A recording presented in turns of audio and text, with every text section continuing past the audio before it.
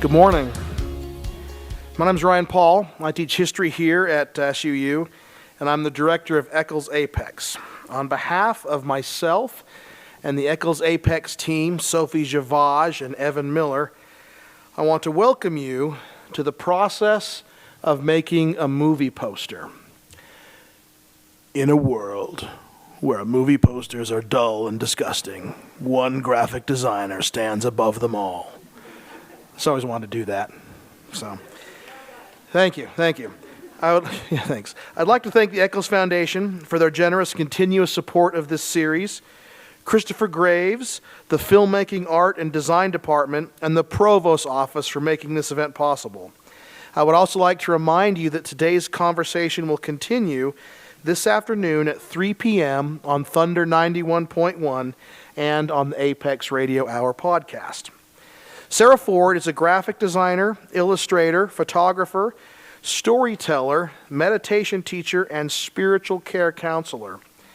Sarah has extensive Hollywood entertainment agency experience as an art director, designing posters from start to finish for film and television, such as Hidden Figures, Spider-Man Homecoming, The Martian, Orange is the New Black, and American Horror Story, among many others.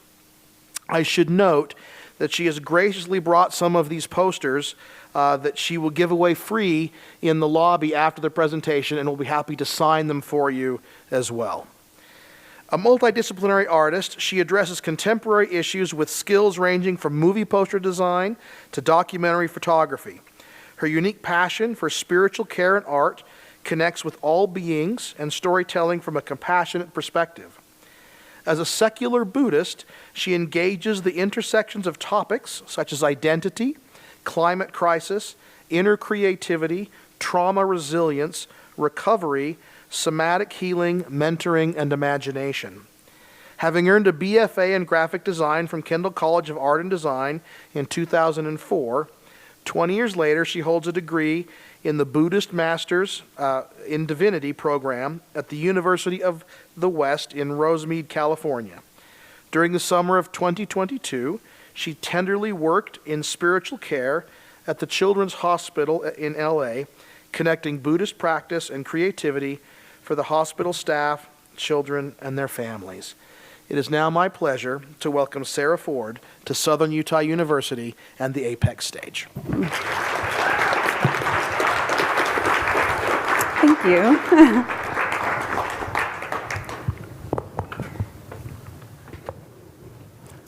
Thank you. That was the nicest introduction, and thank you for welcoming me to your hall and here in your campus. It's just been really beautiful to get to know it a little bit. We had a workshop yesterday that was awesome. Let's see. I don't know if the slide did come up on the screen, if I need to do something. There we go.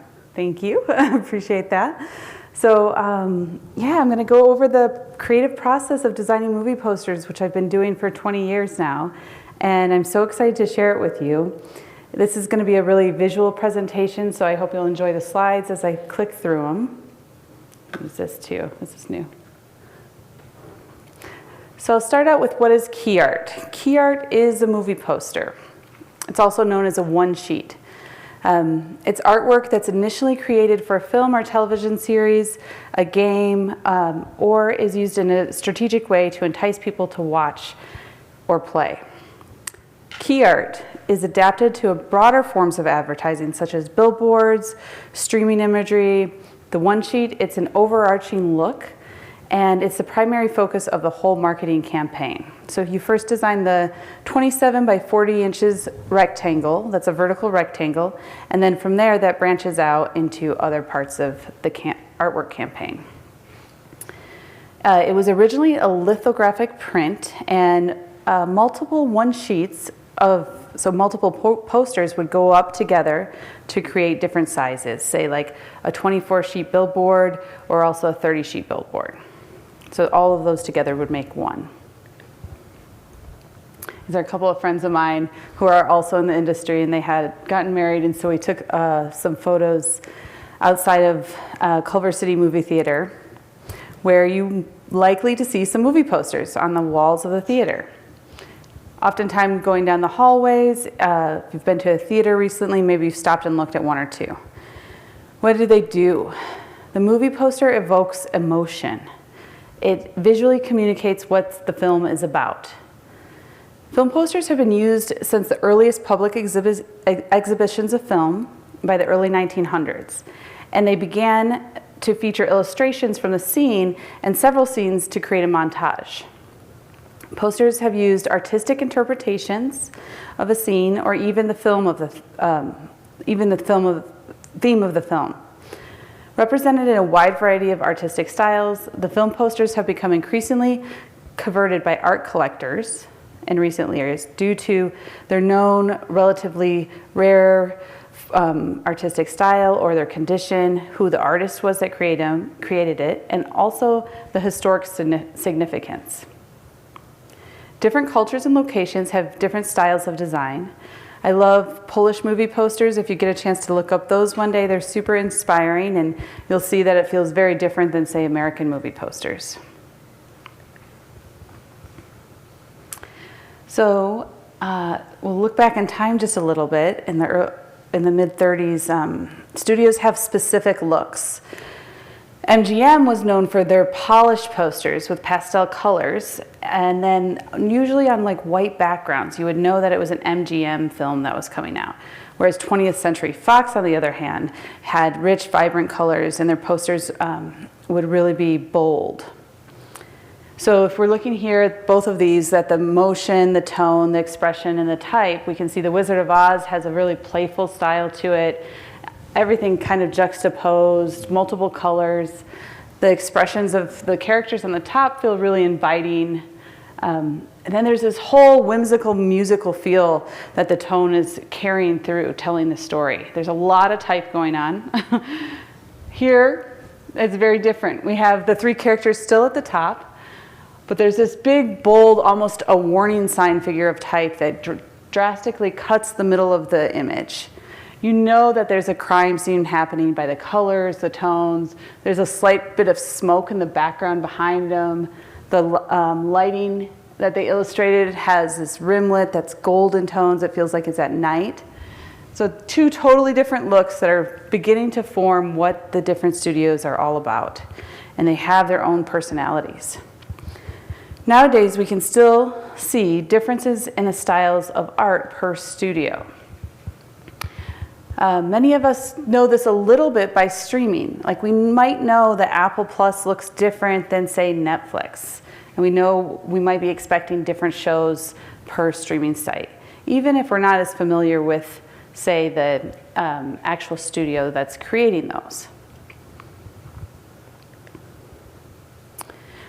And to touch in on the streaming part, so there's some differences right away that's happening as we switched from posters in a hallway or outside of a building to a streaming device. All of a sudden we went from a vertical format to a horizontal format, just like that. Same art, same picture. And we're not just looking at one at a time, we're looking at multiple pieces at a time while we're moving them and we're scrolling them. So there's a lot less time we're spending with each image. That's one of the big changes. And then so the relationship to audience too, it's just a lot further away, it's moving, and less interaction. You have to get your message across really quickly. Streaming evolved. It was, from what some of us remember, from a hard disk where maybe you would trade, you'd burn something on a disk or put it on a floppy drive and hand it to somebody else. Maybe you had a VHS tape. And then we could put these digital files onto DVDs. So this was a huge advancement. I don't know if anybody still has a DVD player. I certainly do not. But Netflix got their start by mailing these DVDs to people's homes, and that was in 1998. I recently just learned the first film that they mailed to somebody's house was Beetlejuice. Fun fact. I thought that was kind of cool. So we're mailing these DVDs now, and then bandwidth comes along, and we can start to stream things a little bit more easily on our computers. Bandwidth led to Adobe Flash, and then shortly after Adobe Flash, that was when I started working in the entertainment advertising industry, so it's already circulating differently. And then there's YouTube, and then after YouTube, we started having streaming. Netflix really led the change of the way we accessed movies and television. Now we call this streaming wars. And I remember when this started to happen, it was really a lot of confusion in the industry on how it was going to work. Why would anybody subscribe to multiple services when they are so used to having just cable on their TV? And I don't know about you, but I have multiple services that I subscribe to, or I use a password of somebody else's to subscribe to. and so this is our streaming wars. This is where we're at now, where they're trying to get us to pay for their subscription, each studio.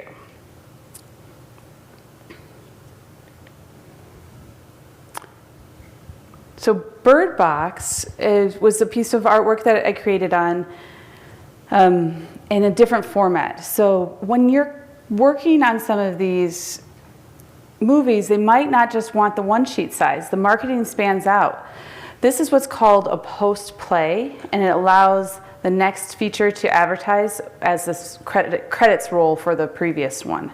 So then the art will come up, but it'll look different than the original one sheet art. That said, it still feels like the same movie. So you know it's branded together. Maybe it's the type. It all has to be created in a flow so that it really has this identity in film, and you might start to subconsciously recognize that you saw it somewhere else. Maybe you saw a billboard already, and you're like, oh yeah, that's that movie I've been meaning to watch or I heard about. All this work has to be created, so there's lots of people working at one time. The format is usually, this format is also sometimes called a 30 sheet, which jumps back to the original print version when they would put up 30 different pieces of one sheets. But now the print names are translating right into the digital format, which is pretty interesting, I think. So I'm Sarah Ford, as you know by now, and I'm here to talk with you about the process of movie posters. That was just a little bit of history and introduction. I'm going to share with you what I can and mostly about my process. I'll be mostly transparent, as open as I can, just to give you full introduction. Movie posters, they're created in this vacuum in Hollywood. What we're doing, I think, when we're looking at them is we're really reflecting cultures. We're getting glimpses of our world that we're experiencing in a lived world. They're markers in time. They allow us to know what's going on in pop culture during the time they were made, or also the technical advancements that were happening at that time. And we're also processing our own lived experiences with movies and by watching them and the storytelling. That said, the lack of what we are showing also often as a society is how we might not be seeing the world. So we have to also realize what's not being shown, that it's through this one lens. This is going to be a deep dive into when a film is made, what it might expose, fantasize, explore, and connect, and how the entire story lives on this one two-dimensional rectangle. And that, it's like these little snapshots, right? They say, what goes into creating these, and how do we take that entire story and just put it into this one little quick glimpse? This is a new documentary, Wildflower. It's out by Matt Smuckler. And I had the pleasure of designing it. On the left are some of the beginnings of the process. So the script, I'm given a lot of times. And then also I was given a rough cut of the film. So before it had any music, or it was just really long. And it was like, here's a bit of the movie where it's at right now. So I had to take these elements, I had to create a title treatment because all I knew was the name of the title, so I had to create the type, figure out what the color, what the story was, and select image. I actually had to use just this screenshot. This is an alternative poster to the same film. So the filmmaker liked the other one so much, and he wanted this one too because he liked the illustration style. So sometimes when we're not given a whole lot of assets like photography, and it's a documentary with a really low budget, in this case they're paying for it themselves, we might opt to do 2 posters and one of them being illustration. So illustration allows you to create something from nothing, ideally. The documentary was also made into a scripted film that's showing on Hulu, so if you want to watch it that way, it has actors versus just encasing the whole story. But it's a story about a high school senior who has to choose between the dream of going to college and life at home, taking care of her 2 parents, who she's raised since she was a small child because of their needs. It's really sweet. In visualizing the poster, so many things are taken into consideration. What's the medium that is used? So in this case, illustration. And it may look like we make the art to represent the movie, but that's true. But also what's happening is we're making the story visible to others. So just by even creating a poster, you're putting it out into the world like, hey, here's the story that wants to be seen and heard. It also needs to be a quick read. It's an invitation to come and watch the film, if you think of it that way, like for a wedding or something like that. That's what the poster is doing. Say, hey, come and watch this. It takes skills and effort and sometimes a lot of discomfort along the way. It's not super easy. Movies show someone's resilience, like in Wildflower, and that can help inspire our own resilience and empathy.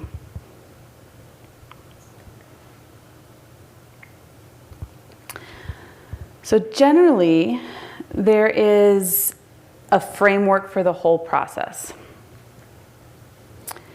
And what this can look like is the project is assigned. We have a movie. We're given a creative brief where the studio wrote down some points that they'd like to hit on of what this film is going to be about. So I'll read that. And then I might be given the script, and then I read that. I'm starting to paint a picture in my mind of what the important parts are. And then we come to the research phase. So what else has been done in this concept? What is this film, how is it being represented in our culture today, different than maybe it was when it was historically representing?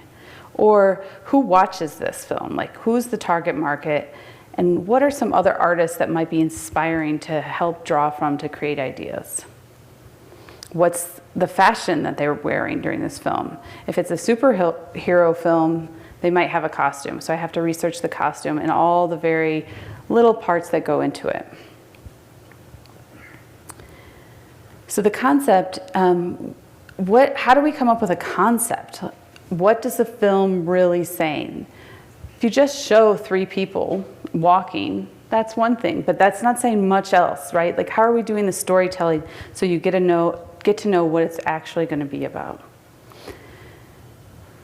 So after the concept, we might come up with a few different concepts. We'll share these with a small team and review these ideas. We'll talk them over.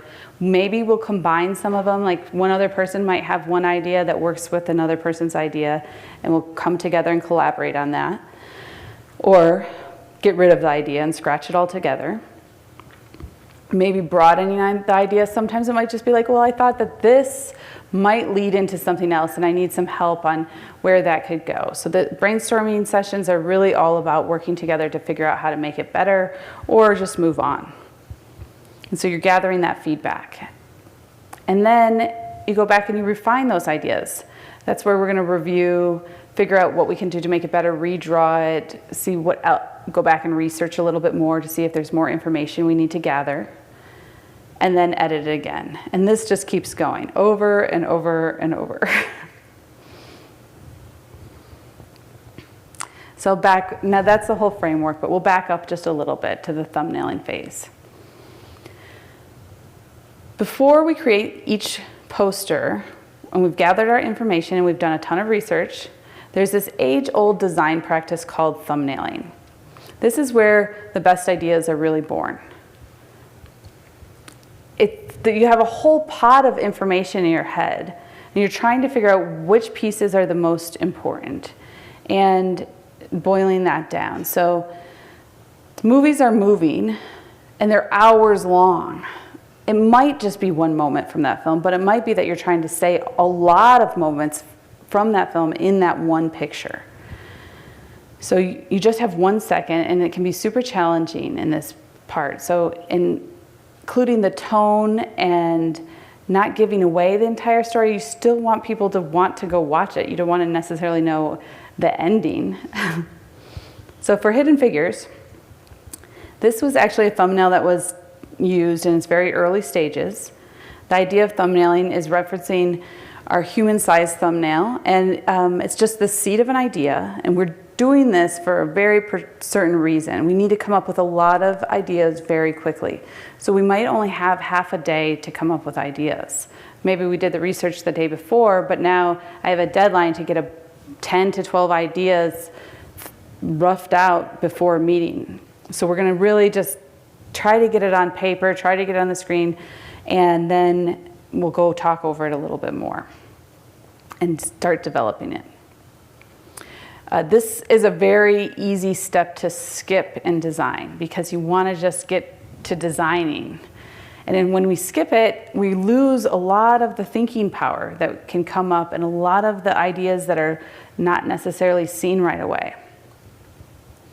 It also can give us, or for me, it can put me into a creative block. If I skip the step of brainstorming, all of a sudden I might start to worry that, or just hone in on one idea and then forget that I could have other ideas. It can really narrow us in if we skip it. Another tool that is helpful to go along with thumbnailing in this phase is writing like a line list of your ideas. So I might have a pad of paper next to me and just use one-word ideas that are usually pretty visual to help represent what it is I'm going for. So in this case, women behind the scenes would be a phrase, but strength, determination, in the shadows, independent, unified, NASA, rocket ships, hangar, numbers, math equations. These are all things that I might just start line listing down, and then when I'm looking for visuals, look back to my list and see if there's anything else I can incorporate. There's a few different methods that take place in the whole process. So this edit review, or review edit review is a main one. Sometimes we're also given assets to build the poster artwork in Photoshop right away, and sometimes we're not, which can mean we get to make our own assets like we talked about with the illustration, or just have to start creating them and make our own photo shoot. Our main assets are always the photography when we can get them. So sometimes the screen grabs or fonts as well. And the studios will give us the photography. It might be the behind the scenes photos from the directors, or a photo shoot that's like orchestrated by a ton of people in the case of Hidden Figures. So you'll be given a sketch, the sketch will go to the photo shoot, they'll hire a photographer, and their whole team will help make that happen. There's a lot of layers in Photoshop that go together to build this. So it might look like it's one single shot, but your brain kind of does know that that's not one shot. You know that when you look out into the world, things are not always just in a perfect line. You know there's a lot more going on when you see a movie poster. So we'll look at it again and think of it in a little bit deeper than we started with just the scribble. What do we see when we look closer? What's the story being told here? Looking at the color, maybe of the sky and the pastel shades behind them, but the rich tones in their foreground or in their outfits. Looking at the light and the way it spills over slightly on the edges, and the shadows are on one side. Or the blast where your eye goes to the rocket ship in the background. The framing, there's a framing device happening at the top of the whole figure just circling it back down, which allows a lot more space for openness and a little bit more scope. There's also some atmosphere. So a lot of times if you can look at the shadows of an image, you'll notice different dark tones. I actually noticed it on my drive out here. When I was looking at the rocks in the distance, they'll be a little bit gray or blacks. They're not solid black. Whereas the shadows that were close on the road and you look at, they're really heavy blacks. So the shadows closer to you might be darker, and then you get this atmosphere where further away, it's a little bit lighter. You can start to even just notice that as you're moving through the world, where the shadows are and how they are in the distance versus the foreground. There's a sense of place. I mean, we know they're at NASA because it says. That was really key. There's also a copy and a tagline. So the copy says, "Meet the women you don't know behind the mission you do." And the copywriters have a huge role of help telling the story. There's a pedigree. They also work on that based on the untold true story. So it's not just based on the true story. They thought about what are some other ways we can make sure that people know that this is a story that's never been told before. And then the talent. So Taraji, Octavia, Janelle, they're all moving towards us. They're not just standing there. That's saying something. They're confident in their body posture. Their heads are held high. You don't see them with a huge smile on their face. They're determined. You know that they are also on a mission. This is all telling a story, all these little subtleties.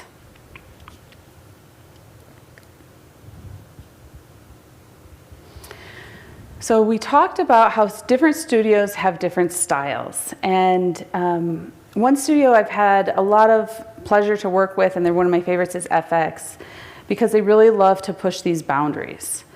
And they like to explore what art has not been done. Lady Gaga in American Story Hotel did this photo shoot with A.P.E.X, and they really bring alive the horror of the show, but it's kind of in a glamorous way. And they like to make their art bold, almost feel like it might not be commercial at all. If you notice their shows, you'll see a range of techniques used and their art will stand out compared to others. Here I was able to work with the stark red, black, and white tones. So to create this visual effect that leads your eye right up to Lady Gaga, who's clearly holding court. So the darkness is at the bottom, but there's a leading line with the heads of the children that go up to the top. And then your eye comes back down. You're thinking about all of this in your layout as you're working. You're also thinking of how the colors and tones and the different shapes they're creating. So where your eye is going. This is also a really good time to mention the importance of hair and makeup and costume designers. They are so creative, they're awesome jobs, they're usually really excited to get in there and get their hands dirty. We will present some mood boards for styling, but then they take it up to a next level and they think of things that I had no idea even exist. So they all are multiple creatives are putting in together their talents to create this one photo shoot. There's also lighting professionals, and then multiple photography tricks that are happening. There's post-production. So that's where I'll take the photography back and then I'll assemble it in Photoshop. And I'll do retouching on all of the images and I'll manipulate them quite a bit so that they're all working together. I get to play with the crop, the tone, the shadows, and the highlights. I might switch heads, so some of the heads might not be the original head that it was. I might like one that's better from another shot and put that on a different body. There'll be different body parts, like maybe I want a hand doing something different than the original shot, so I'll find that and put that in. Most of the people you see in the posters, in fact I would say all of them, they're never one single image, and we often strip on their outfits, their appendages, to create the exact look. So some days I'm doing their nails, and other days I might be removing skin imperfections. Either way, it's really important, I think, to be clear that these images are not real. This is not real life. It's entertainment. That's what we're doing. We're selling entertainment. It's all fake.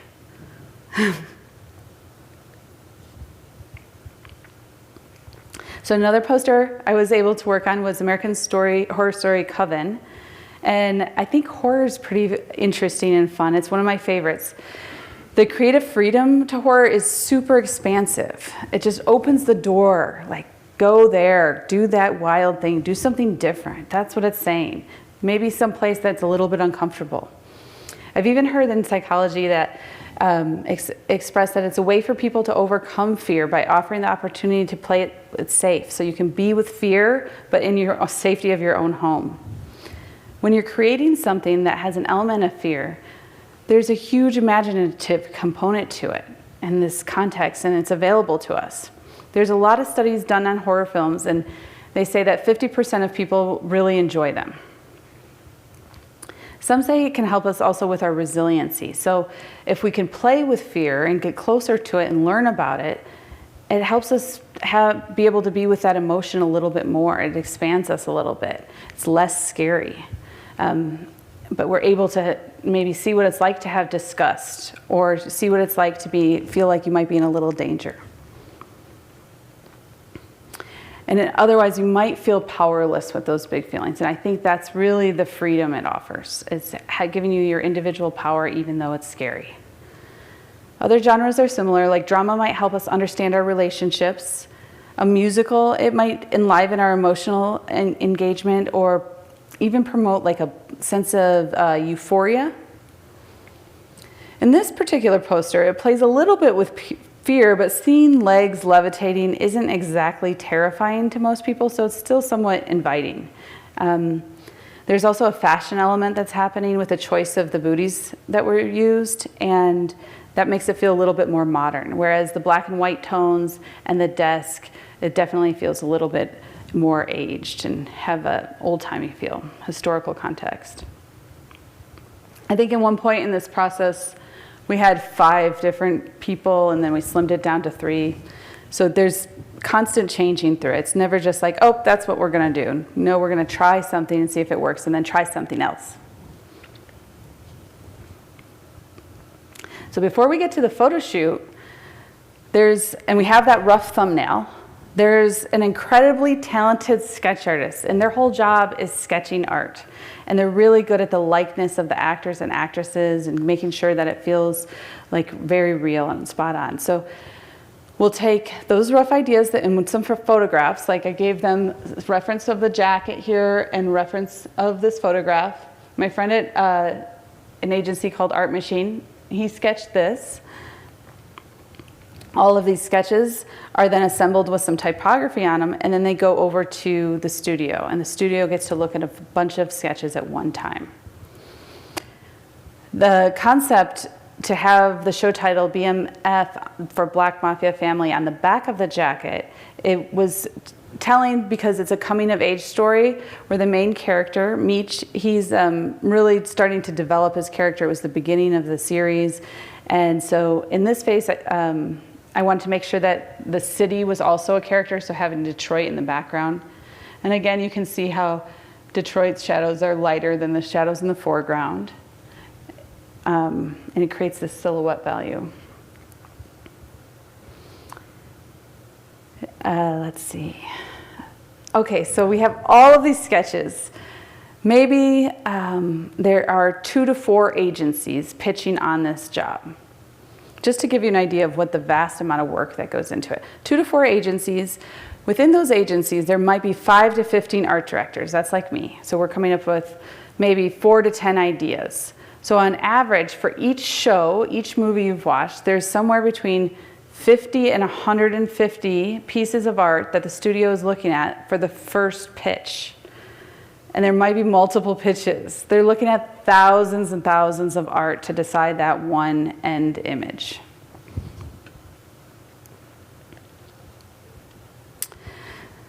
So does it work? How do we measure if this process is working? Up until fairly recently, we only had one real metric, and that was box office sales. That's what was determined if people went and saw the movie in the theater or not. How many tickets were sold. But now we have clicks. So every time we click on a little square on our TV device, that's logged. And the providers, they know who clicks and watches what and how many times. So if you think about it, you may have watched the same movie 100 times when it was on a DVD at home, and nobody would know the difference. But now they do know how many times you watch it, and they start to target and create more of the things you like for you to watch as in your scrolling pattern. According to trade.gov, the entertainment industry is the largest industry in the world, but the numbers are a little fuzzy, I'll say. What did come up is it's about a $660 billion industry. So that includes digital media, film, interactive and mobile, media and entertainment production, music, video games, esports, print and publishing, ebooks, streaming, television, broadcast sectors, and brand licensing. It's huge. There are a lot of lucrative opportunities within it. And so the content is being generated at this alarming speed, and it's not slowing down anytime soon. In fact, AI is probably only speeding it up. And AI is already part of every single aspect of the process.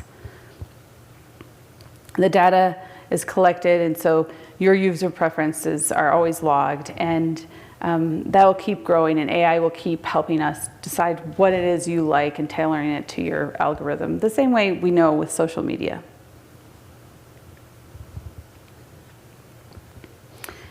So I touched on this a little bit. There's a lot of creative jobs in the industry, and there are a ton of people who do the work for creating every single movie poster.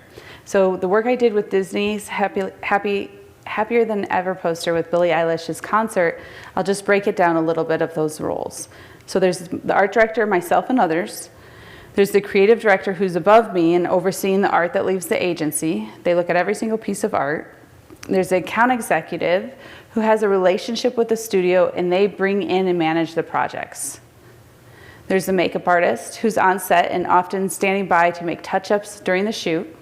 There's a set designer. They build the set and like this panel of walls. These were all built and textured and colored. There's also the prop designer who chose a mirror to hang on those walls. There's the studio executive who's overseeing all of the marketing and making final decisions. There's production for print. The production team is the first and the last person to touch the art. So they're making sure that the size is right and every detail is spot on. There's also wardrobe for shoes and accessories, things like that. There's a retoucher. They're doing the finishing work. They're making sure every little hair is in the right place.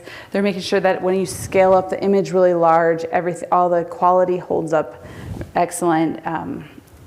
Everything is in perspective and spot on. There's a sketch artist. This is a good example for that, just because the sketch artist ended up doing the sketch for the mirror behind her. There's also the copywriter, and there's no copy on this poster, but the copywriter still wrote a deck of copy of multiple pages of options for Disney to decide if they wanted to use it or not. Then there's the project manager, and the project manager is a huge role, and they make sure everybody's doing everything timely, and when everything changes, they have to change the whole schedule. Their job is really important. So I get this question a lot: how do you stay motivated? And the truth is, I don't always stay motivated. That's impossible. It's like saying, are you happy always? No, no one is. And so it's a little different. Sometimes I'm purely motivated by the project. I might really love the story and be excited to work on it. And then other times, it might just be the deadline. Like this poster for Run, it was done in one day. They were just giving us some photography really quickly. You have a few hours to do it. It's a last-minute call. So I got to stop what I was doing and had a little bit of adrenaline from the call, like, okay, we have to do this really quick and figure out what we have. And that's pretty motivating sometimes and can kind of take this overthinking brain off. So you have to actually just do it. And then, of course, money is always helpful. And yeah, none of them are actual percentages. Those rotate. So with the deadlines are interesting. I'm sure as students, a lot of you can relate here. It's kind of your best friend and your worst enemy. It's really hard to get things done without a deadline. In the process, the pressure of a deadline can really build, and that's actually taught me a lot. I can see where I procrastinate at times. And that can kind of be a block of losing my curiosity about something. So it turns out that having curiosity over time is actually a cultivation. Like I have to ask myself these really clear questions, like what can I be interested in? Maybe it's something I'm not even interested in at all. I have to look for it and find a way to be interested in it. And usually there is always something you can find to connect to.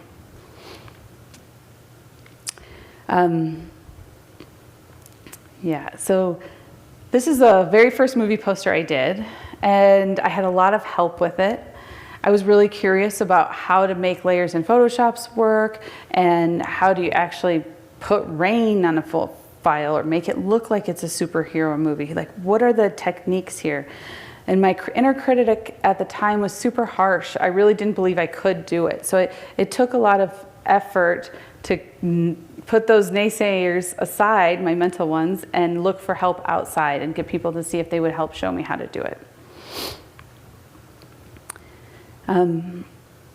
Yeah, I still find that's pretty true today. That hasn't really gone away. I kept thinking that eventually that would stop, and it hasn't. Like, looming deadlines are still there. My naysayer voice is still there. The only difference is I've gotten a little bit better of working with it and not expecting it to not be there.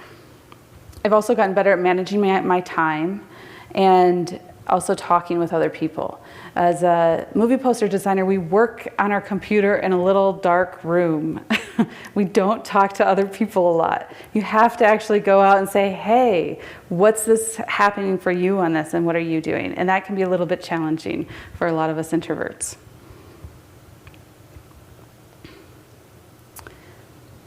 And then the practice of designing, it also is this idea of what we're not seeing. And so this can be challenging. Like, how can we add more to it to tell the story, and what isn't being told?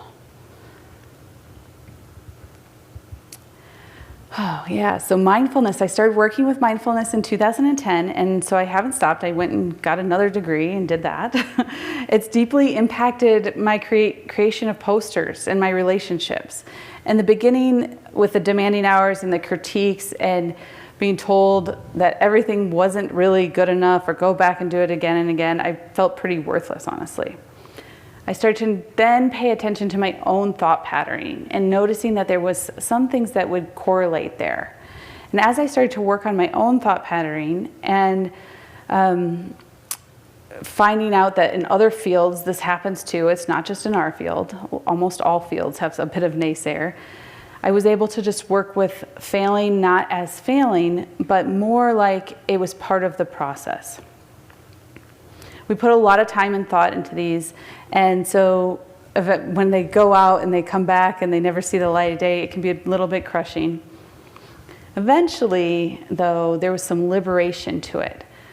This idea that you can make something, it's just data on my hard drive, and it's not really good or bad. It's just something that you're creating, and it's going out there. And the whole process with all of these people everywhere working on it, it's actually much bigger than just me. And that was much easier to then start to focus on the process and less of the outcome. Last year when I was working on a paper in graduate school, one of my professors I was talking with about Buddhism represented in media, her name is Jane Iwamura, and she wrote a book called Visual Orientalism and Asian Religions and American Popular Culture. It references the way media can turn Eastern spirituality into Western consumerism. And it often can stereotype religions. We connected on this and also the other harm that entertainment can cause. So really branching out in the ways that, it does dictate a lot of the way people think. But then we also connected on the process of design work and the process of a research paper, because I was going to her for some research help. And I started to notice, and we both were like really putting this together, like, oh, how do you start a poster? Oh, you do some research. You see what else is out there. How do you start a paper? Oh, I do some research and I see what else is out there. I gather information and I look around. How is it that maybe you're drafting the body of the paper? How is it that you are coming up with ideas? Really similar and parallel. How are you building it in Photoshop? What is the actual main body of the paper that you're writing? Also a similar process where you're just taking your time now and getting into the nitty-gritty. And then you're revising and editing until you have to turn it in. Both of these things were also the same. So the approach I thought was pretty fascinating, how close they are.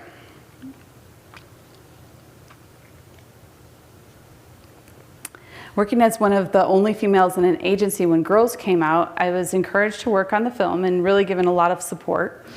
The copy was pretty accurate for the time of my life. Living the dream, one mistake at a time. I thought I was living a dream, and I was definitely making a lot of mistakes. And this mirror was an awesome way just to hold up, to see like, oh, how are the projects that I'm working on actually mirroring my own life? I was able to embrace some of my own mistakes and see them less as failing and more as the practice. So I learned to tap into and to connect rather than what it was I was trying to fit myself into. And at the same time, Girls was trying to do that as a TV show. They were really saying like, oh, there hasn't really been a show like this. And they came out and there hadn't been. There's another hashtag at the same time that came out called Where Are All the Women Artists? Just pointing to the industry gender gaps and the lopsidedness in art specifically. There's a tendency to stick women and female in the shows, or women and female on women and female shows. And so that can be a little bit of annoying, right? Like just because I'm a female doesn't necessarily mean I want to work on all the female shows either. So that starts to happen as well. And just voicing that usually is all it takes for people to help find other fits that work. Typography is a huge part of it. So A.P.E.X. is a film about a 15-year-old boy who has dreams of sneakers. It's all about his shoes. And he hopes that that shoes might change some challenging circumstances in his life. And he has a lot of heart and style, and he writes a lot of lyrics. And so I wrote down on some tracing paper just some of the lyrics from the script, and then took those lyrics and scanned them in, and then placed them over top of his portrait, which was the profile. This was actually turned into a standee. So I don't know if you've seen a standee. Sometimes when you go into the movie theater, there's these big cardboard cutouts, and that's what a standee is. So type is always part of the branding of every show, and a lot of times the one congruent thing that might go through from the billboard to the screen to then the poster. And then imagination, it's really just problem solving. So we're envisioning and trying to accomplish these tasks. I was able to work on Orange is the New Black and imagining just the ways that others have done it previously, and then taking what we've learned from that into new shows. So this was season 2, and it was really fun. We got to see how the difference between women in prison versus men in prison, and how the contraband would likely be different types of contraband. So we did a whole series of character banners, which are super exciting. We get to get close up with the different characters, and then the long list for these ideas went on for days. I had a lot of help from the copywriter as well. Sometimes they're shown on wild posts or wheat posts, and you'll see that like on a construction site or something like that. It's a cheaper way of doing some outdoor advertising, but a lot of people still see them because that's where you're walking or driving. And then the Force of Nature is a teaser campaign. So I wanted to just mention this part too. So a teaser comes out before the main piece of art. And it's really there just to entice the viewer that something is coming. A lot of times they don't even have the entire film done. So it's like, well, let's get some marketing out there first so that people know it's going to come before the main art. Where the main art will have a lot of times the talent shown.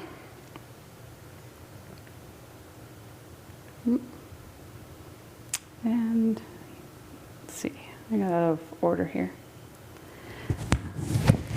Thank you. There we go, one more. I don't know. The idea of experimentation is a big part of having play. So getting your hands dirty and doing some spray paint work or cutting. These were just files I found in my scan folder that I don't think I even used, but was a way to get away from the computer and do something a little bit different. And then last, just to be bold, the famous graphic designer Paul Rand said, "Design is so simple, that's why it's so complicated." And this is a piece of art I created that I'll have for you outside if you're interested. It's just a way to do something for myself that's not necessarily commercial or for anybody else. That could be my own storytelling.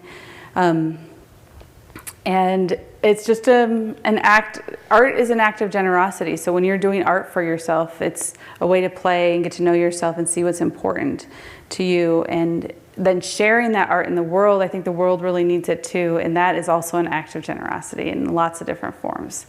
So I hope I can encourage you all to look at your process and whatever work you're doing, or create some art and putting it out in the world. Thank you. I really appreciate being here today. And thank you to Ryan and Chris for having me. It's been lovely.